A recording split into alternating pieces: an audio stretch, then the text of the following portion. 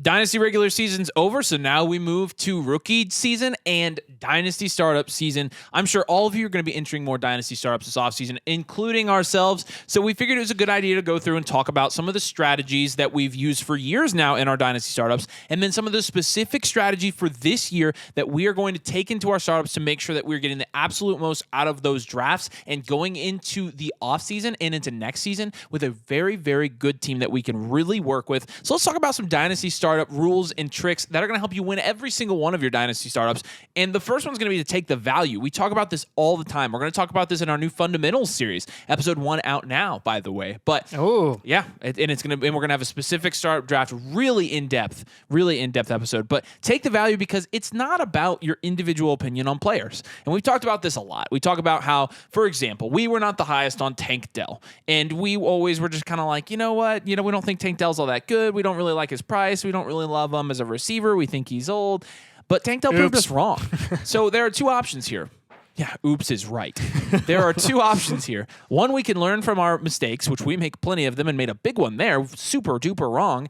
We can either learn from them and adjust, or we can continue to double down and have take lock. And we're not going to have take lock. For example, in my last startup draft, I took Tank Dell because he was injured and slid into almost the 6th round of a Dynasty startup. And that's way too low compared to where he's going. When you're looking at Keep Trade Cut, when you look at Flock Fantasy's community rankings, I mean, Tank Dell is somebody who was a top 12 Dynasty wide receiver before he got hurt, according to the community. Well, that tells you he would have gone 3rd round if he had finished the season healthy. So it's about value. I liked the price. Do I love Tank Dell player?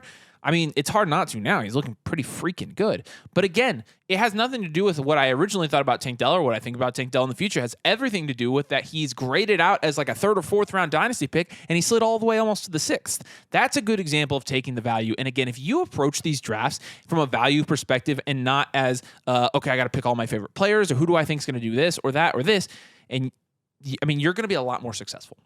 Value is king in Dynasty. So approach your startup drafts that way, and you'll almost always come out of your startup draft a winner. But that's value over personal opinion, probably the number one rule in this draft for sure. I mean, every startup draft we do, we're relying on that principle. Yeah, and you're not going to be able to prioritize value if you're worried about team build in a startup draft. That is really something that goes hand in hand with prioritizing value. We always talk about this. We always tell this to our supporters. Do not worry about team build in your startup draft. Your Dynasty startup draft happens during the offseason. Yep. You're not playing fantasy in the offseason. Nope. You don't have competition in the offseason at all. No matchups. So why are you worried about only having 2 running backs on your roster after the startup draft ends? Why are you worried about only having 1 tight end that isn't even a top 12 Dynasty tight end on your roster at the end of the startup draft? I came out of my last startup draft with Austin Eckler and Zach Moss as my running backs. I got Austin Eckler in the 11th and Zach Moss, I think, in the 20th. Why? Number one, there's no good value there. But number two, running back is so volatile. I'm starting to avoid running backs during the offseason and buy them after the offseason. Yeah. But I wasn't worried about my team build, just like you said. Yep. Yeah. And look, if anything, in the startup draft, when you're kind of figuring out who the best value is and whatnot, there's going to be a lot of trades that go on in that startup draft. Do not, when you trade, do not trade up. Please do not trade up. Are there exceptions to this rule? Yes. These are guidelines. You get a steal, take it. You get a steal, take it, sure.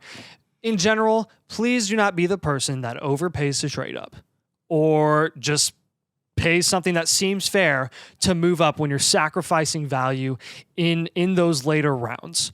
Believe it or not, we generally find that really staying put is going to be the best thing that you can do, even compared to trading back. But if you really have to make a trade in your league and you really think there's going to be a ton of value that presents itself, we're going to recommend, if anything, make sure you're trading back before you're trading up. Absolutely. I would highly discourage trading up in almost any circumstance. And I like what you said there about staying put. Sometimes staying put's the best thing to do. There's almost always value that's falling to each pick that you have. Almost every single one, there's somebody that falls.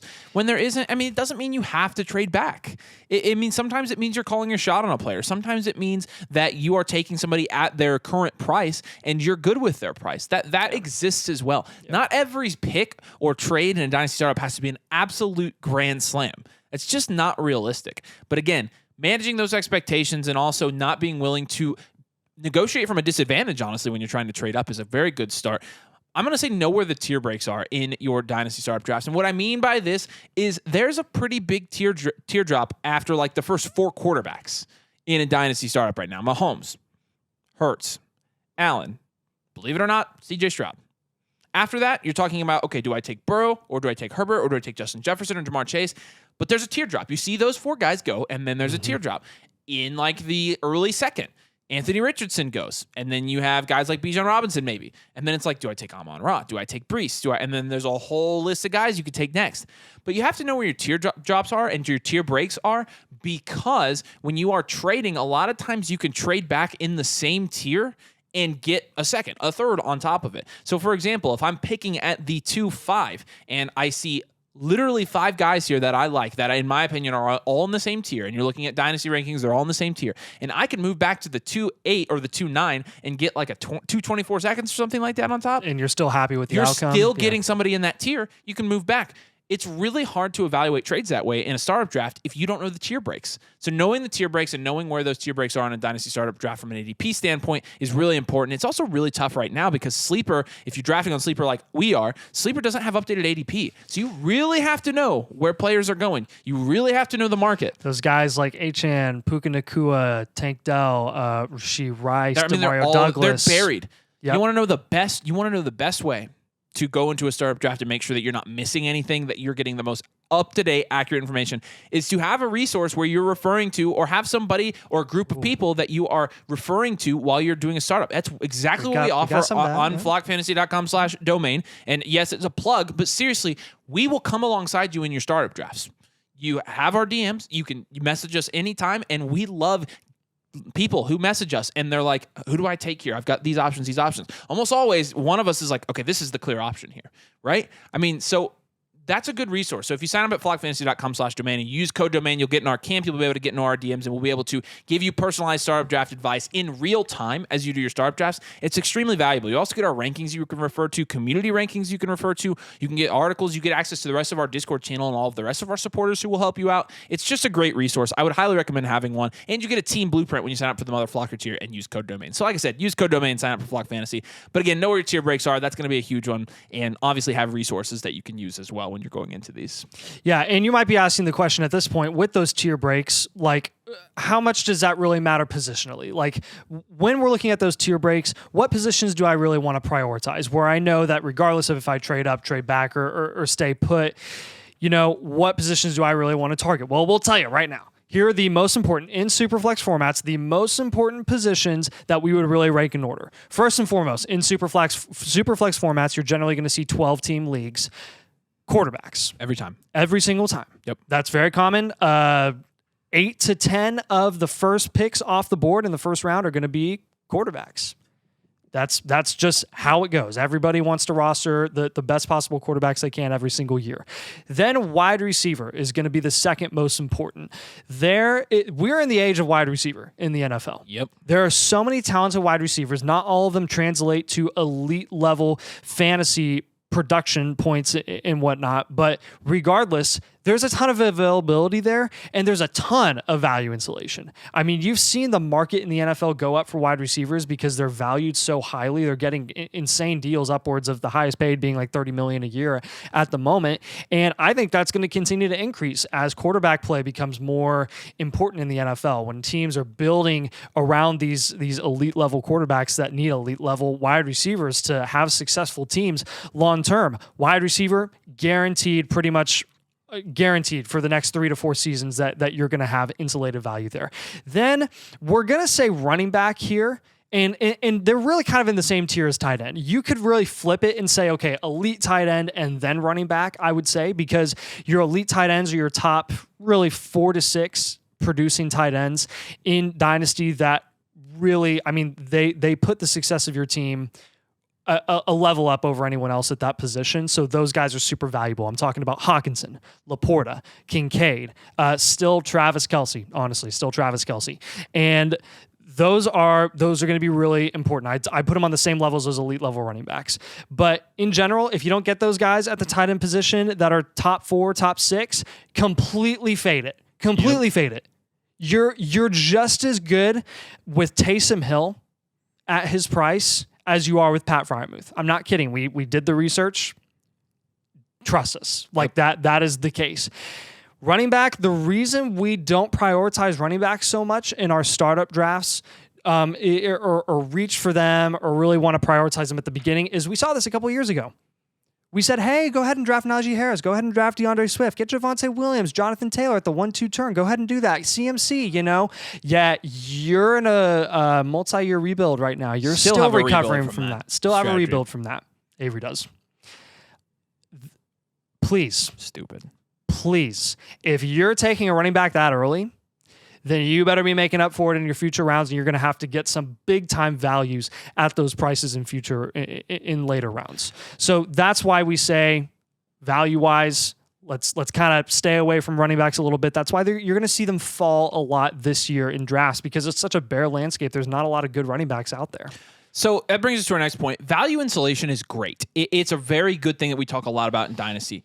But value and value insulation are completely different. Value is referring to more of the present, what is happening with their value right now? How much are they worth right now? What's their price right now? Value insulation is how well is that value going to maintain over the course of 2 or 3 years? We don't really care that much about value insulation during the startup draft. We care about what is their value right at this moment. What is their present value? And that's going to be the most important thing. And that's why we're going to say value insulation is actually not that important in a startup draft because you can worry about that after your startup draft. You have the entire offseason to make moves. You have the entire offseason to go and make your team better and to insulate value where you need to and also get contending assets where you need to. But right now, again, we're focused on present value and not future value. So value insulation is going to take a back seat and we're going to focus more on what players are doing right now and what their value is at this moment. Right. Value insulation is essentially like the best of both worlds. Like, are you producing now and are you going to be doing it for the future? Your value insulated assets are purely the ones that are going in the first round. I kind of want to flip the script here and I want to talk about productive struggle. Like, let's talk about productive struggle just a little bit. It's something that's very popular. That's basically the concept of, hey, I'm going to, at least for now, punt this year, or I'm going to draft as many draft picks as I possibly can in the startup draft, and I'm going to have no one on my team. I'm going to suck, or for now, at least I'm going to suck. And that's what my team's going to look like for the foreseeable future. Maybe I make some moves, and maybe I end up contending if I trade away some of these picks in the offseason as they continue to appreciate in value. But, let's see what happens here. And this is a tool that can honestly pay off in a really, really big way if you're not an idiot about it. And if you heard me kind of paraphrase like this concept of productive struggle there, that's kind of the risk is if you have that person that's going to do productive struggle and they legitimately are like, yeah, I'm just going to suck this year and get the 101 next year and have all these picks, draft all these rookies and I'll be good to go. Guess what? Not all those rookies are going to hit. Some of them will maintain their value for a year, but how valuable is that really going to be in a year? We really, really don't know. But if you approach productive struggle wisely, you can have all those picks that will appreciate in value. And as you get closer to the rookie draft in the offseason, you can ship off half of them. You can ship off 80% of them and end up honestly having a contending team that has a lot of value in the future as well. Yeah. So there is a lot of benefits to what we call a productive struggle. It doesn't mean that we want to struggle for the foreseeable future. There's a reason it's called productive struggle. It's productive. It's a way to accumulate value beyond just the startup draft. The startup draft is essentially just a stepping stool, a way that you can get to that point where you have a ton of value in the offseason. I would even go as far as saying productive struggle is actually kind of a myth because if you're saying productive struggle is just drafting value insulated assets and taking the best value and accumulating value over the course of time, that's literally like just called picks too. That's literally just called playing Dynasty the right way. Like seriously, people. I mean, I think we need to bust the myth a little bit of people like I'm contending or I'm productive struggling. You draft the same way every time. You draft value. Who cares if you're considered a productive struggle or a contending team? If you got the best value, then your team's going to do what it's going to do. Now, do you want to have a clear approach for your team? Absolutely, you do. But that doesn't mean you have to go into a draft saying, okay, I'm only going to draft, I'm going to draft the best value in the value insulated assets. That's what you should do anyways. Contending assets have value sometimes too. Present value a lot of times is greater than future value. Assets like Christian McCaffrey, how much value insulation does he have? I don't know, but is he going to be really good next year? Yeah. Is he going to be really good the next 2 years? Probably. Is he scoring a lot of points? A ton of them. So people will avoid Christian McCaffrey because it's like, yeah, I'm drafting a productive struggle. Like, or just take the value and realize that there's value in production as well. And so, again, I think a lot of people who draft productive struggle are just playing Dynasty the right way, I think. And I think people who are drafting contending are just setting themselves up for failure because they're drafting to contend when it's freaking January and we're not playing a game until September. Yeah. So that's kind of a rabbit trail, but I think it's really important to know 2024 specific startups. So we've already done a startup, so we're going to tell you some things we've seen so far, and we've seen in other startups that will help you for these drafts specifically. QBs are gold. I tried the no QB stuff last year, and a lot of this stuff, like when I go into these leagues, I like to try it so I can get on here and I can tell you guys, like, yeah, I tried this, it didn't work. I tried this, it did work. I had a lot of success where I had value insulation with QBs and also just stability from a scoring perspective. The ones where I did no QB, they all weren't that great. You had a couple that were really, really good, that were dominant at every other position. And guess what position cost them the championship? Because freaking Russell Wilson got benched. Because freaking Kenny Pickett averaged 9 points a game. By the way, startup draft strategy, don't draft Kenny Pickett. And don't roster Kenny Pickett. That's like, I mean, it is seriously, like, I'm avoiding him. I will never touch him again in fantasy. Ever. I don't know if I'll have a starting job next year, to be honest. He shouldn't. Even if he does, it doesn't matter. Yeah. Like, I mean, seriously, you're getting a solid, like, 8 points. I've never seen such anyways. QBs are gold. Draft them early and draft them often. He got 2 early QBs in our last startup draft, and it was a great strategy. Got Trevor Lawrence and Kyler Murray up front, and that's a really good strategy.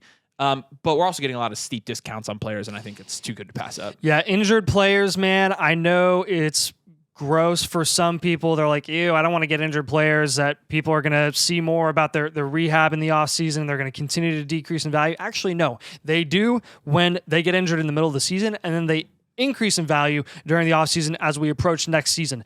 Nick Chubb. I mean, he's essentially free. You can get him as a throw-in anywhere. He's free. Mike Williams. He's entering, like, a pretty good situation in Cleveland. I can't believe I'm saying that with our 4-string quarterback and Joe Flacco, but here we are. TJ Hawkinson, dude, tore his ACL, MCL. He was the bona fide, for sure, tight end 1 dominant this season before that injury. And honestly, of any position in the NFL, maybe outside of quarterback, where out of any skill position that we use in Dynasty Fantasy Football, of tight end, running back, and wide receiver, the position I am least worried about with an ACL injury is tight end. Correct. Like, I'm not even worried about it. Maybe he comes back because it was at the end of the season that he had this injury. So maybe he comes back, starts a little bit slow towards, week 5 or maybe even in the middle of the season. I don't really care. When he comes back and starts playing, he's going to be dominant again. Anthony Richardson, he really... The fact that he's maintained his value, even though he's only played like 3 or 4 games, shows you how high his upside is in fantasy football. I think that shows that he's a pretty good investment where he is at price. Justin Herbert left the season injured. Their team was horrible. Brandon Staley, he's gone. Go get him. Draft the frick out of rookie picks right now. Yep. They are worth investing in. The return on investment is going to be higher than anything you draft. They are going to be the most value insulated. We say don't worry about value insulation, but we're talking about short term. Like from here to May, they're going to be the one asset that's going to increase in value. And honestly, it's a good time to draft them. There's a lot of players that are going back to school. A lot of players that are talking about going back to school, and it's making these picks actually plateau a little bit. That's a pretty good sign to buy. I drafted multiple firsts, seconds in my startup draft, and I know every time I've done that in a startup, I've had so much value to play with. I've ended up with killer teams.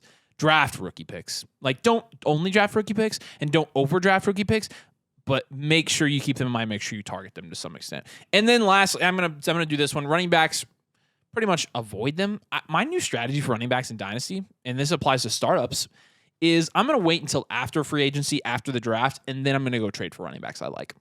Because trying to guess which ones are going to have jobs next year in January has become almost impossible. Yeah. Actually, who are some of the best values that you got at the running back position last offseason? Just think about it.